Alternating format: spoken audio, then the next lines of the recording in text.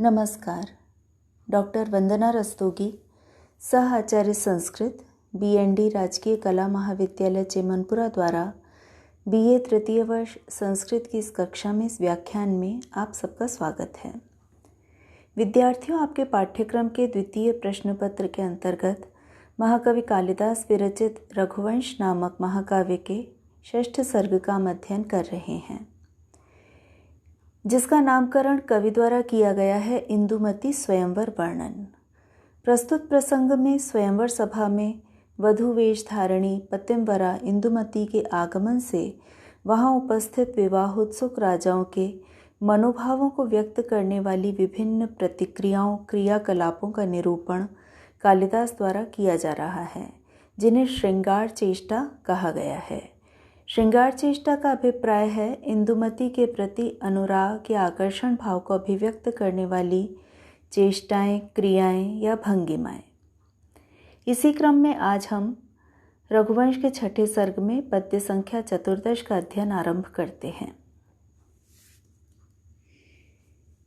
विस्रंस्तम अंसादपरो विलासी रत्नानुविद्धांगद कोटिलग्नम प्रावारम उत्कृष्य यथावकाशम निनाय साचीकृत चारुवक्त्रः। अन्वय देखिए।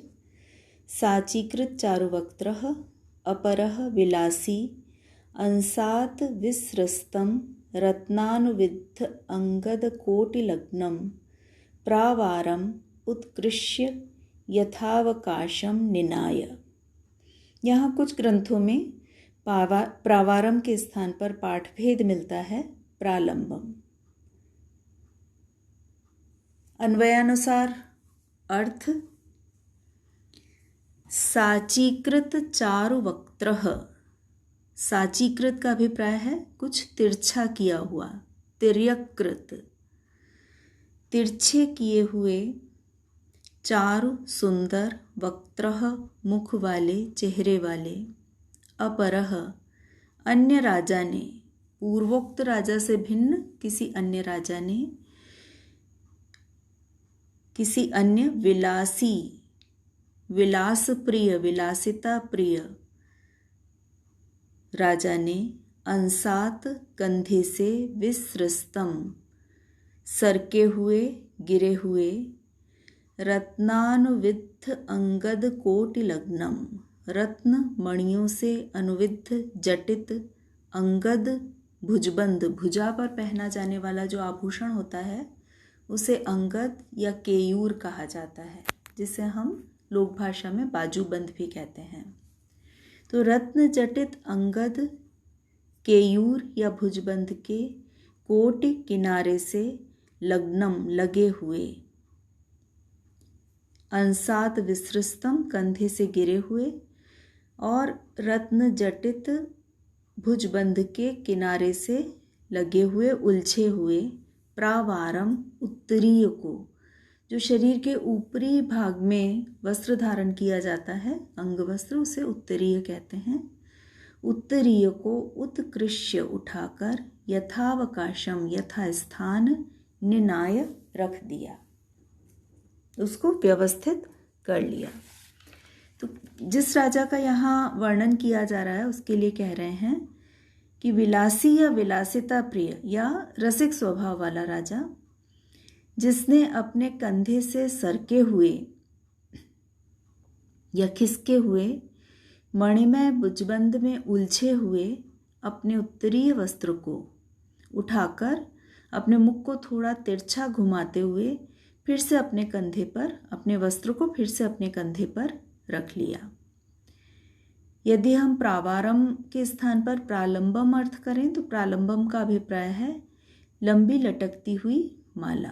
जो माला राजा ने धारण कर रखी है वो भुजबंद में उलझ गई, उसको फिर से उठा करके यथास्थान रख रहा है। अपने वस्त्र को या प्रावार को या उत्तरीय को ठीक करने की इस भंगिमा का राजा की दृष्टि से अलग मंतव्य है और इंदुमती ने इसका अन्य ही अभिप्राय समझा है, जिसे कालिदास के सबसे प्रामाणिक टीकाकार मल्लिनाथ ने अपनी संजीवनी टीका में इस प्रकार स्पष्ट किया है। क्षेपणच्छलेनाहं त्वामेवं परिरप्स्य इति नृपाभिप्रायः। गोपनीयं किंचित अंगे अस्ति ततोऽयं प्रावृणुत इति इंदुमत्यभिप्रायः। गिरते हुए वस्त्र को पुनः ठीक करते हुए राजा ने संकेत दिया है कि मैं तुम्हें इसी प्रकार से अपने हृदय के पास रखूंगा। लेकिन इंदुमती ने यह अर्थ समझा कि इसके कंधे में कोई कुबड़ है या कोई दोष है और यह अपने दूषित अंग को किंचिद अंगे अस्ति गोपनीयम, अपने अंग में कोई दोष को छुपाना चाहता है, इसलिए उस दूषित अंग को ढककर छुपाने के लिए अपने वस्त्र को इस प्रकार से व्यवस्थित कर रहा है। इस तरह राजा जो श्रृंगार चेष्टा इंदुमती को आकर्षित करने के लिए कर रहा है, उसका विपरीत प्रभाव इंदुमती पर पड़ रहा है और वह उस राजा से विमुख हो जाती है। यहाँ पाठभेद की दृष्टि से हम देख चुके हैं कि दो भेद मिलते हैं, प्रावारम और प्रालंबम। प्रावारम का अर्थ है उत्तरीय अंगवस्त्र और प्रालंबम का अर्थ है लंबी लटकती हुई माला। इससे श्लोक के भावार्थ में कोई भेद या अंतर नहीं आता है। यहाँ जिस छंद का प्रयोग किया जा रहा है वो छंद है उपजाति छंद और राजाओं की श्रृंगारिक चेष्टा का स्वाभाविक वर्णन किए जाने से यहाँ स्वभावोक्ति अलंकार मान्य है। अगला पद्य देखिए।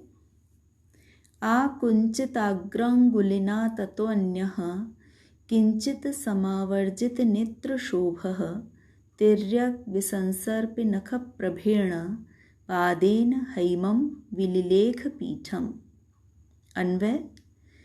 ततः अन्यः किंचित समावर्जित नेत्र शोभः आकुंचित अग्र अंगुलिना तिर्यक् विसंसर्प्य नख प्रभेण पादेन हैमं पीठम विलिलेख।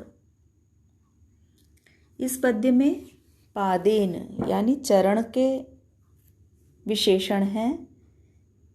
आकुंचित अग्र अंगुलिना त्रैर्यक विसंसर्प्य नख प्रभेण, ये पादेन के विशेषण हैं।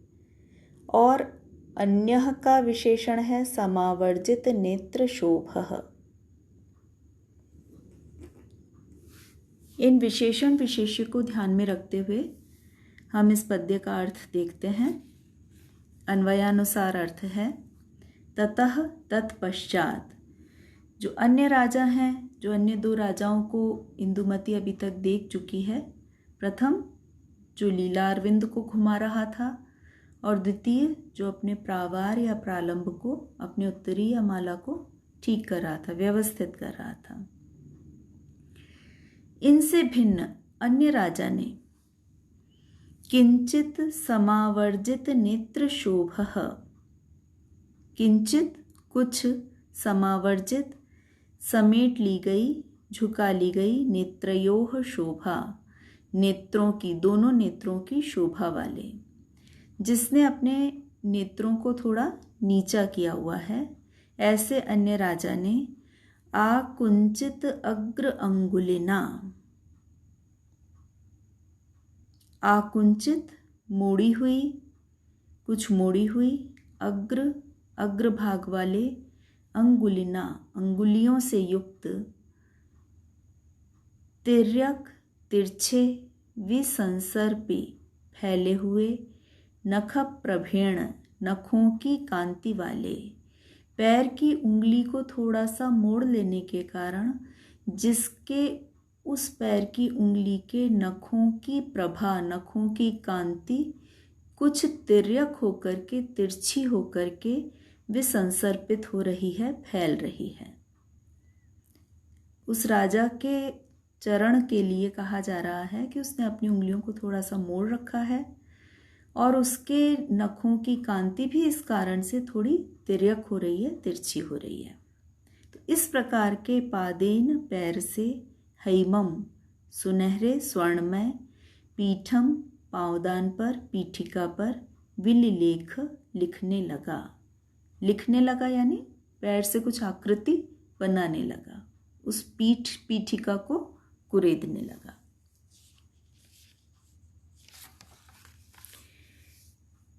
यहाँ पर राजा, जिस राजा के विषय में इस पद्य में कवि वर्णित कर रहे हैं, उसके बारे में कह रहे हैं कि वह राजा नेत्रों को कुछ झुकाकर कटाक्ष सा करता हुआ, नेत्रों से, आँखों से कुछ संकेत सा करता हुआ अपने पैर की उंगली को मोड़ रहा है, समेट रहा है और उससे स्वर्ण निर्मित पीठिका पर या पीढ़े पर कुछ लिखने लगा या उसको कुरेदने लगा है।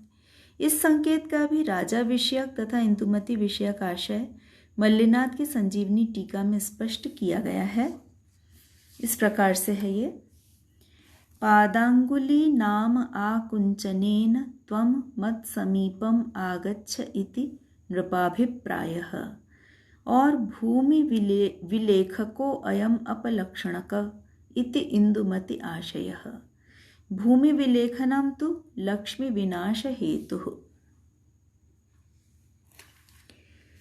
यहाँ पर राजा का अभिप्राय है, अपने पैर से कुछ स्वर्ण के पीढ़े को कुरेदने से राजा का अभिप्राय है कि वह इस संकेत से इंदुमती को अपने पास बुलाना चाहता है। वो ये संकेत कर रहा है, ये इशारा कर रहा है।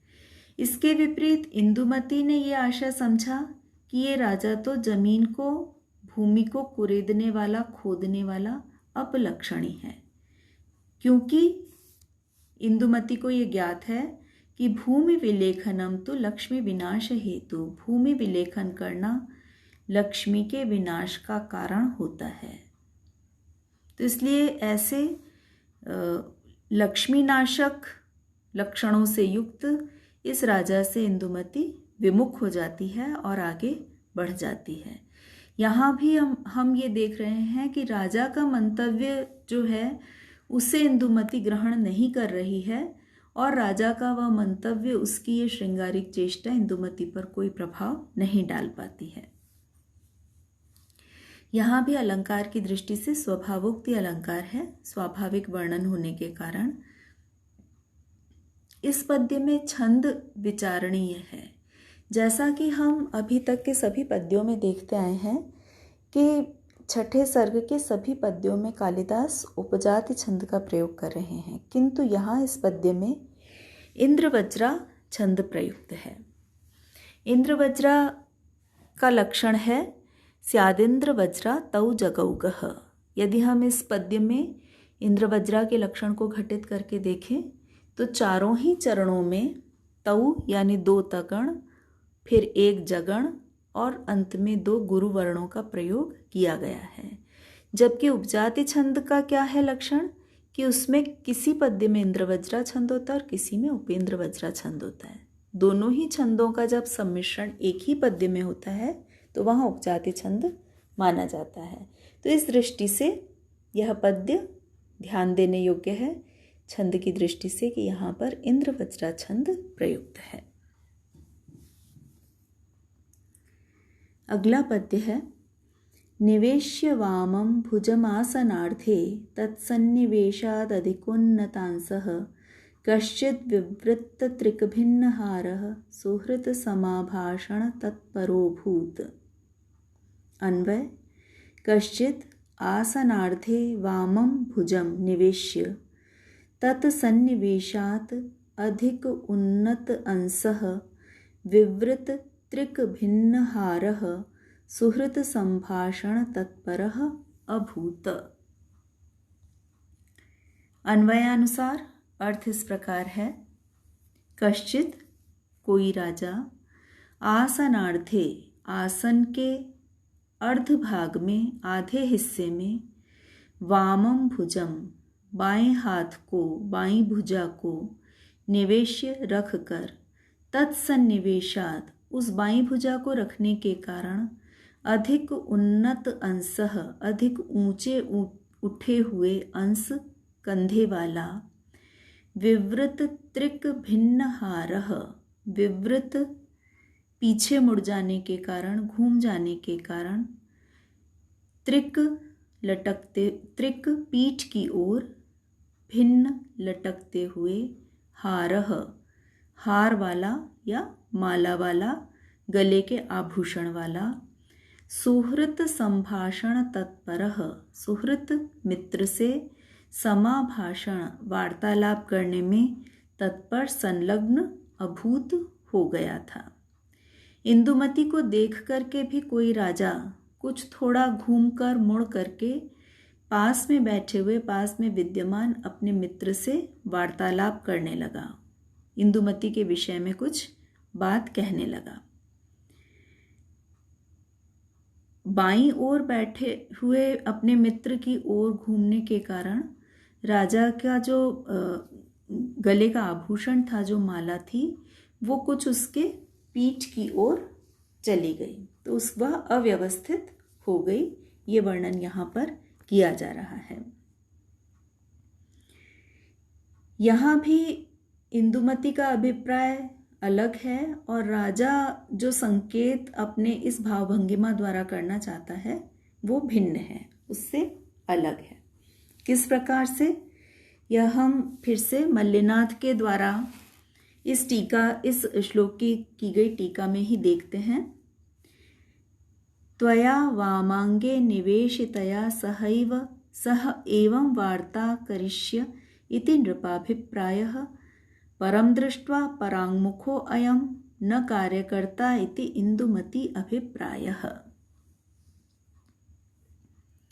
राजा इस प्रकार से अपने समीपस्थ, अपने बाईं ओर वामांग में बैठे हुए मित्र से इस प्रकार झुककर उससे वार्तालाप करते हुए ये संकेत देना चाहता है कि तुम जो विवाह के उपरांत मेरी वामांगी रहोगी, वधू का स्थान वर के वाम भाग में रहता है, पति के बाएं हिस्से में रहता है, बाईं ओर बैठती है।